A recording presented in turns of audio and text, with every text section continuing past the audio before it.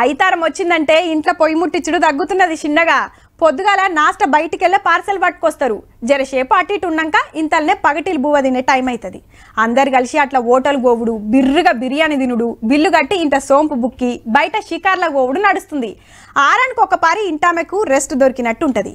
ఇంటోళ్ళంతా అట్లా బయట తిరిగి వచ్చినట్టు ఉంటుందని అందరు ఆపోచిన. ఈడికి మంచిగానే ఉన్నది కానీ ఏం తింటున్నాం, ఏడ తింటున్నామో గది సుత ముఖ్యమే. షీకిపోయిన షికను, ముక్కిపోయిన మటను, కుళ్ళిన కోడిగుడ్డు, అడుగు పొడుగు మిగిలిందంతా ఫ్రిడ్జ్ లో దాచిపెట్టుడు, తెల్లారి మళ్ళా నూనెల గోలిచ్చుడు, గరం గరం అని వడ్డిచ్చుడు. హబ్బా సూపర్ అని మనం తినుడు. పట్నంలా శానా హోటల్లా గిట్లనే నడుస్తుంది.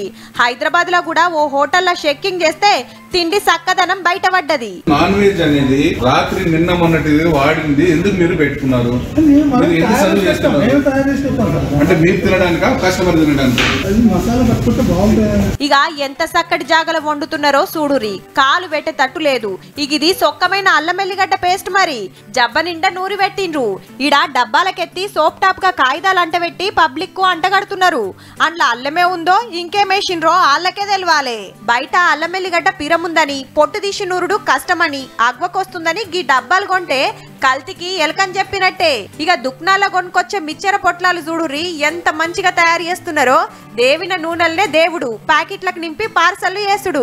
ఎండాకాలం షురువైందని ఐస్ క్రీముల పేరు మీద పోరలకు సూటు పెట్టిండ్రు. అడ్డమైన క్రీములు గీములు నింపి 3 పైల బండిల మీద గలీలకు వంపుడు. పోరలు లొల్లి వేస్తున్నారని మనం గొనిచ్చుడు, తిని బీమార్లొచ్చుడు. పొద్దుగాల తాగే పాల కాంచి నెత్తికి పెట్టుకునే సమరు దాకా తినేది, తాగేది, వాడేది సగులం 2 నెంబర్ మాల్ తయారు చేయబట్టిరి. అంటే పొద్దున లేచిన కాంచి కల్తీలనే ఉంటున్నాం, కల్తీనే తింటున్నాం, కల్తీతోనే బతుకుతున్నాం అన్నట్టు.